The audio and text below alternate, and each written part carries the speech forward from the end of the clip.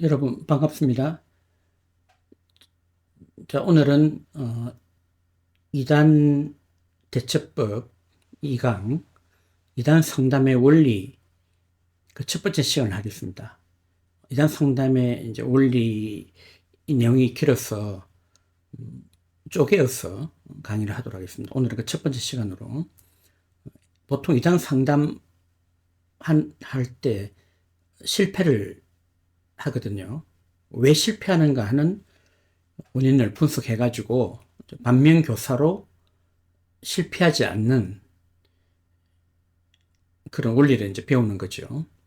자, 이단 실패하는 경우를 보면은 첫 번째로 이단에 대한 지식이 부족해서, 이 말은 이단 상담을 하는 목회자나 상담가들이 상담하는 분이 성경을 모른다, 성경 지식이 부족하다, 그 말이 아닙니다. 신학 지식이 부족하다, 그 말이 아니고 개별 이단이죠. 각 개별 이단, 신천지면 신천지, 구원파면 구원파, 하나님의 나라면 하나님의 나라, 그 개별 이단에 대해서 지식이 부족한 거예요. 이게 저번 시간에도 제가 강조했지만 이게 왜 중요한가 하면 이단에 빠진 사람들이 일반 이 교리, 신학에 대해서 깊이 모르거든요. 모르고 자기가 배운, 자기가 지금 속해 있는 이단에 대한 지식, 그것만 달달달 외워가지고 머릿속에 들어있는 상태이기 때문에 그들하고 우선 대화가 되려면은 각 개별 이단에 대한 지식이 따로 있어야 된다는 거죠.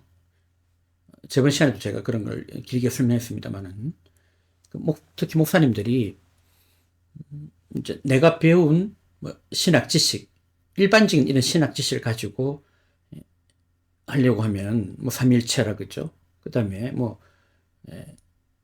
칭의, 성화, 또 거듭남의 원리, 그죠. 그 다음에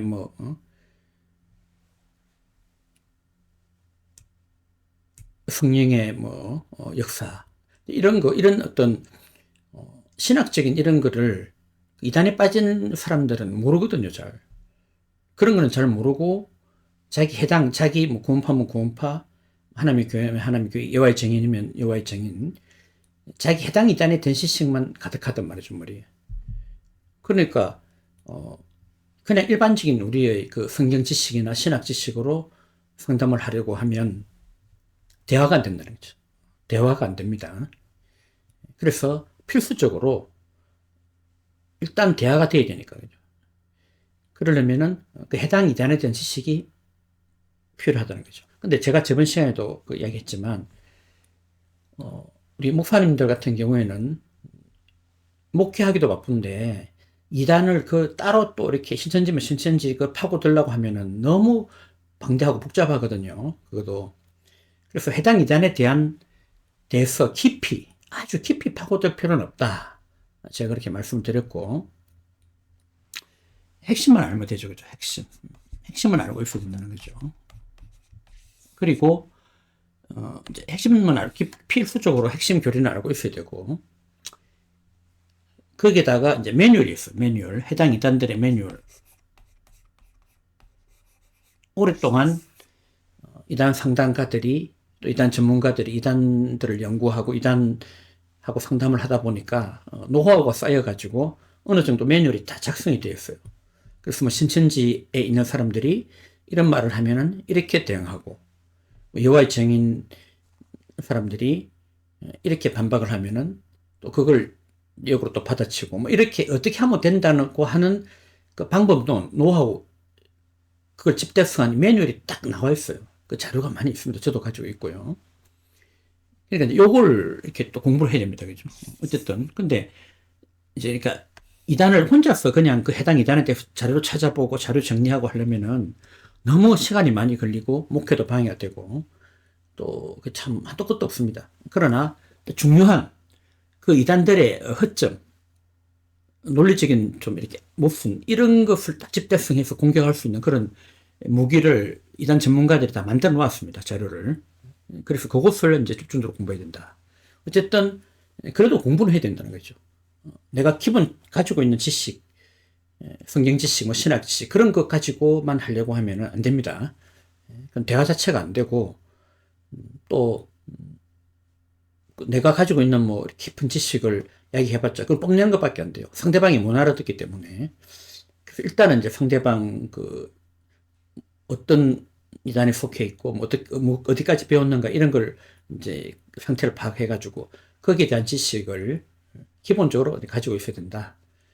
또 그걸 이제 그리고 그 모든 지식을 정확하게 막 깊이 파고들어서 할 필요는 없고 그걸 깨부수기 위한 허점을 공격하는 그 매뉴얼들이 다 있기 때문에 이제 그 매뉴얼을 숙지를 하는 것이 중요합니다.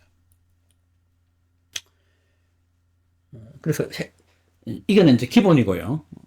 당연히 해당 이단에 대해서 지식이 많을수록 좋죠. 더 연구해가 더 깊이 할수록 시간만 있다면은 더 투자하셔서 더 많이 아시기를 바랍니다. 그럼 훨씬 더 효율적이겠죠. 자, 그럼 두 번째로는 눈높이 상담이 되지 않아서 이거는 무슨 이야기냐면은 그러니까 상대방 지금 피상담자죠. 나는 상담자고 상대방은 피상담자 아닙니까? 그럼 피상담자가 어느 정도의 신앙 수준이냐, 어느 정도 성경을 알고 있느냐, 또는 신천지면 신천지, 뭐 구원파면 구원파, 그 해당 이단 교리를 어느 정도 배웠느냐, 뭐 한 달 정도 다녔냐, 6개월 다녔느냐, 뭐 1년 다녔느냐, 뭐 상당히 오래 다녔느냐, 그런 거에 따라 가지고 상담하는 방법과 내용이 완전히 달라져요. 자, 한 가지 예를 들면 실제적인 제가 경험적으로 하는 이야기인데, 신천지에 오래 있는 사람들은요, 오히려 상담하기가 편해요. 대부분 그렇습니다. 왜 그런가 하면, 신천지에 너무 오래 있으면은, 신천지 사실 교리가 좀 신학적으로 깊이는 없잖아요. 왜냐면은, 이거는, 딱 그 패턴이 있거든요. 어떤 일정한 틀, 그거밖에 없습니다. 깊이 파고든 그런 게 없어요. 그러다 보니까, 신천지 강사들조차도 오랫동안 그걸 가르치고 하다 보면 염증을 느낀다. 지루한 거죠. 좀 자기 딴에는 신앙의 세계 깊이 들어가 보려고 하는데 신천지 교리 자체가 깊이가 없기 때문에 그 염증도 느끼고 좀 회의도 들고 이런 생각이 든단 말이죠. 그러니까 신천지가 아주 오래 있은 사람한테는 어떻게 접근해야 되는가 하면은 신천지에 뭔가 문제점이 있죠. 그죠? 그러니까 뭔가 이렇게 무슨 문제점, 요것만 집중적으로 이야기해도요, 됩니다. 처음부터 그런 이야기 바로 꺼내도 됩니다. 뭐, 기초부터 이야기할 필요도 없고, 그거부터 바로 탁 꺼내가 바로 접근하는 것이 좋고. 그래서, 신천지 오래 있다 보면은, 업무는 가지거든요.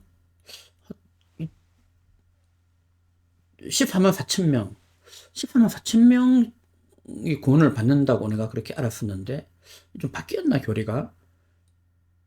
사실은 이제 그 옛날의 교리하고 지금 교리는 다르잖아요. 바뀌었거든요.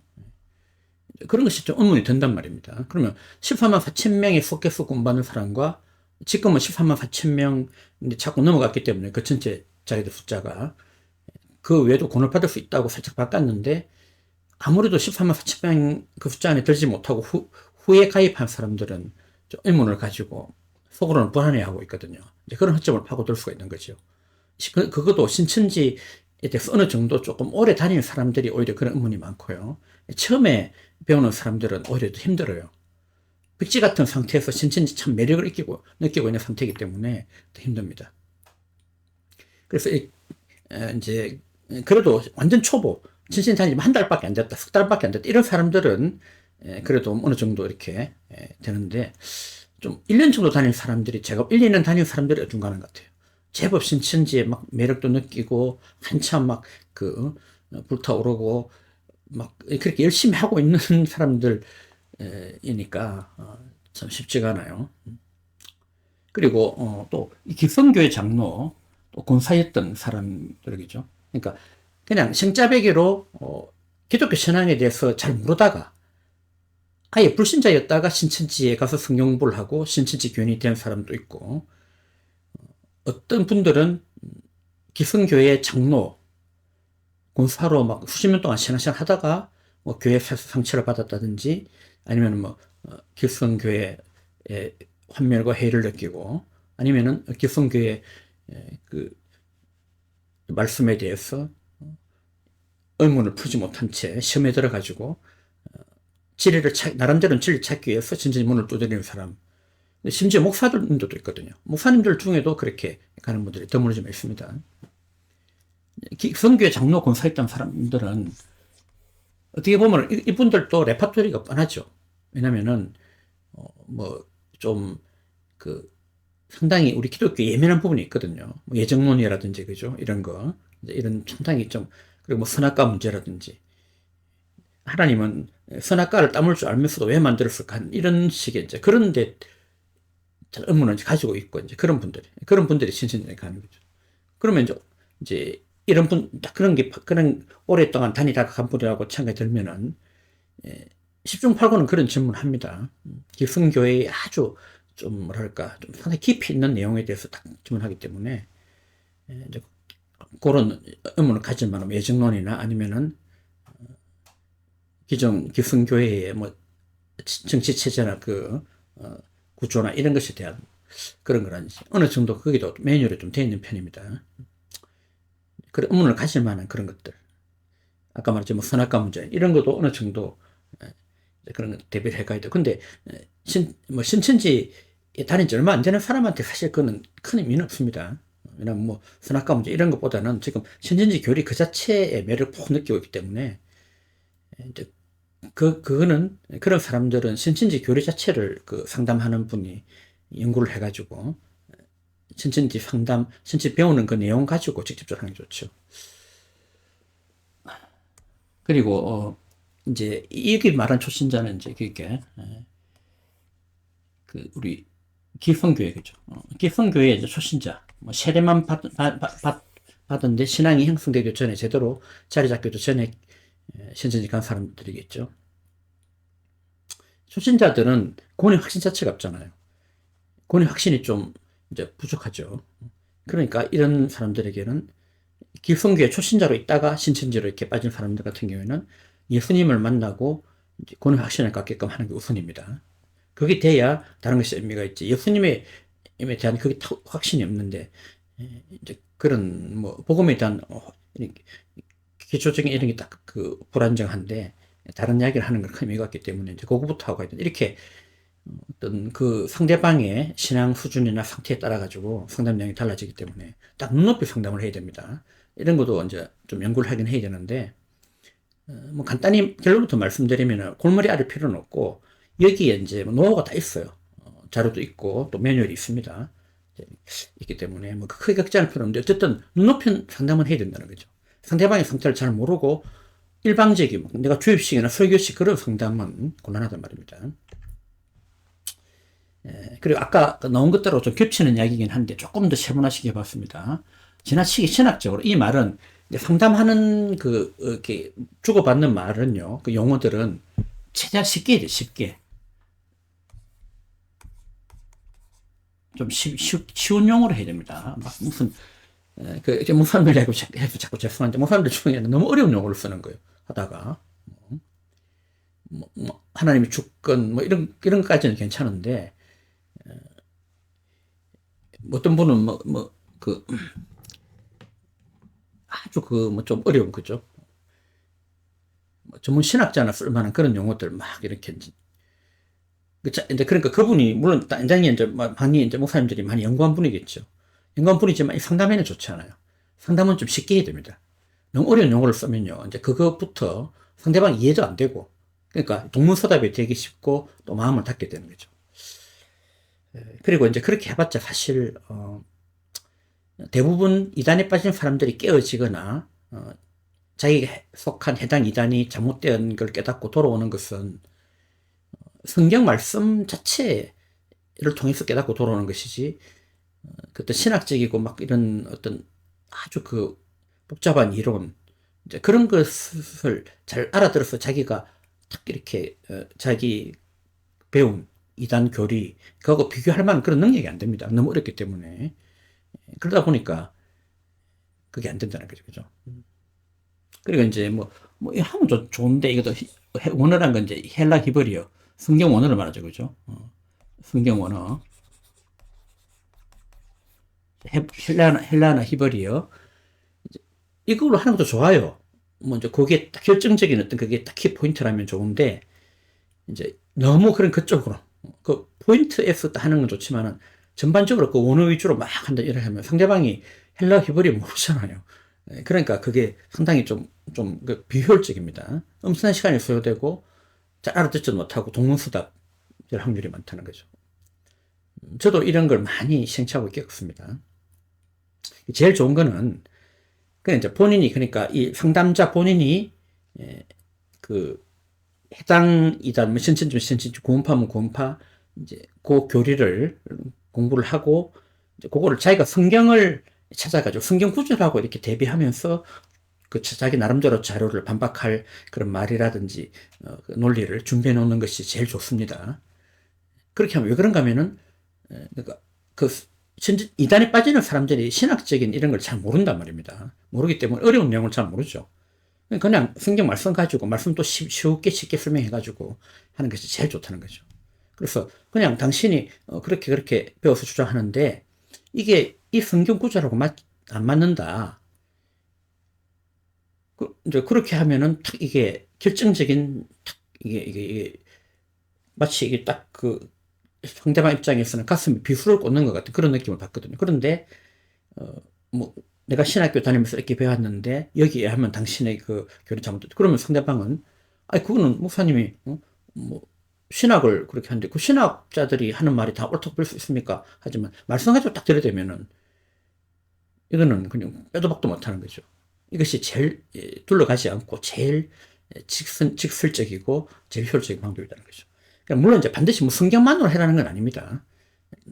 성경만으로 안 될 때가 있어요. 그런 아주 이제 깊이 있는 또 그런 거 해야 될 때가 있는데 그때는 뭐 성경 원어를 가지고 원어까지 알아야 되는 아주 깊은 내용이 들어가면은 있지만 이제 원칙은 쉽게 대신도 신학 용어 이런 건 너무 이렇게 쓰지 말고 너무 깊은 신학적 논리로 들어가지 말고 그러니까 성경 말씀하고 이렇게 말씀 가지고 하는 거. 그러려면 이게 미리 준비를 해야 돼요. 딱 이제 상대방이 신치님은 그 어느 부분에 자기 교리 그 부분은 요 말씀하고 안 맞다 이런 걸 자기가 미리 찾아가지고 상담자가 준비를 딱 해놔야 됩니다. 반박할 논리를 딱딱 말씀 가지고 탁탁 들여댈 수 있는 준비를 자료를 딱 해놔야 돼요. 그 보고 해도 괜찮아요. 그냥 이렇게 어떤 분은 보고 하면 권위가 떨어진다고 생각하는데 그런 거 아닙니다. 상담하는 상대방은 신천지에 간 것도 그 자기 나름대로는 성경 진리를 알고 싶어서 간 거잖아요. 그러니까 나를 상담해주는 저 상대방 목사님이 뭐 보고 하는지 안 보고 하는지 그건 신경 안 쓴단 말이죠. 뭐 그것보다는 그 목사님 중에 나오는 그 말이 맞는지 안 맞는지 성경하고 맞는지 안 맞는지 그거에 집중하기 때문에 안 되면 이렇게 보고서라도 준비 잘 해가지고 하는 게 좋습니다. 마지막으로 이단 상담 이게 왜 실패하는가 하는 네 번째 이유는 권위적인 태도. 근데 이걸 왜 제가 언급하는가 하면은 사실 이단 상담은요 뭡니까 이거는? 자, 이단 상담은 이 마음의 문제잖아요, 그렇죠? 그냥 이거는 기계를 고치는 게 아니에요, 기계를 고치는 것은 그냥 간단하잖아요. 기계 잘못된 부분 있으면은 그 부품을 갈아 끼운다든지 아니면은 뭐 어떻게 그죠? 아니면 그 어떤 좀 잘라내버리고 다른 걸로 이렇게 복수해가지고 갖다 붙인다든지 이렇게 해가지고 하면 되지만 기계라면 인간은 기계가 아니고 마음이기 때문에 대부분 이단에 간 사람들이 기성교회에 해를 느끼고 상처를 받고 간 사람들이 많단 말입니다. 그러니까 상당히 예민해 있고 또 이렇게 마음을 열어야지 그게 상담이 되는 거예요. 마음을 딱 닫고 있는 상태에서는 안 됩니다. 상당히 그 비효율적이고 아예 실패할 수도 있고. 그러려면 어떻게 해야 되냐? 이게 내가 말하는 태도부터가 나는 상당히 진리를 알고 있는데 당신은 진리도 모르고 방황하고 막 뭐 제대로 신앙생활도 못하고 이런 딱 그런 어떤 인식을 갖고 있으면 그 상대방이 느껴요. 그렇게 하기보다는 저도 그 옛날에 신천지 그러니까 이렇게 이단 상담 세미나를 하러 갔는데 사전에 그 교회에 그 5예배 때죠. 5예배에 이제 이단 세미나를 제가 했거든요. 그런데 그 앉아있는 분들 중에 몇 명은 신천지라는 걸 제가 미리 정보를 알고 간 거예요. 그래서 이제 제가 이렇게 했습니다. 여러분들 앉아있는 분들 중에 혹시 신천지에서 오신 분들이 있다면, 너무 어렵게 생각하지 마시고, 여러분들이 진리를 성경 진리를 알고 싶은 그런 열망, 그걸 가지고 있는 거 압니다. 그러니까 같이 성경 지식을 같이 배우고 진리를 토론한다는 그런 느낌으로 이 세미나를 들어주시기 바랍니다. 이런 식으로 했어요. 그러니까 저는 마음을 좀 열고 잘 된 그런 기억이 있습니다. 그래서 우리가 하다 보면요, 이제 상대방이 말도 안 되는 이야기 결국 하거든요. 우리 입장에서 들어보면은 말도 안 되는 이야기인데 그 사람은 막 확신을 가지고, 그럼 우리가 장문하면은 흥분해가지고, 아니 그게 말이 됩니까? 그건 아닙니다. 그 말도 안 되는 그걸 믿습니까? 이런 식의 태도는 안 된다는 거죠. 그럼 상대방은 마음에 상처받을 수도 있고 기분 나쁘고 또 자존감에 상처를 받고 상대방에 대해서 좀 안 좋게 생각. 그것보다는 그냥 상대방은 그래 얼마나 참 이제 성경 말씀을 참 진리에 대해 목말랐으면은 그렇게 또 갖겠습니까? 그래서 막 부담 없이 우리 한번 같이 토론해 봅시다. 진리를 배워본다는 그런 마음을 같이 토론해 봅시다. 이렇게 좀 이렇게 해주면요, 좀 마음을 편안하게 해주고 이렇게 해주면은 마음을 열게 되고, 그러니까 마음을 바꾸는 거예요. 결국 마음을 바꾸는 거잖아요. 마음을 열어야 되고 바꿔야 되는 거기 때문에 상담은 그런 거죠. 자, 그래서 이제 이런 오늘은 이단 상담에 실패하는 거 살펴봤는데, 이런 거를 통해서 이제 반면교사로 삼아서 이렇게 해서는 안 되겠다. 오늘 이렇게 강의를 한 이 네 가지겠죠. 이 네 가지는 절대로 하면 안 되겠다. 이거와 반대로 해야 되겠다. 이렇게만 해도요, 상당히 성공할 확률이 많다. 그 상담에 성공할 확률이 많다. 이렇게 봅니다. 자, 오늘 이 강의는 여기까지 하겠습니다.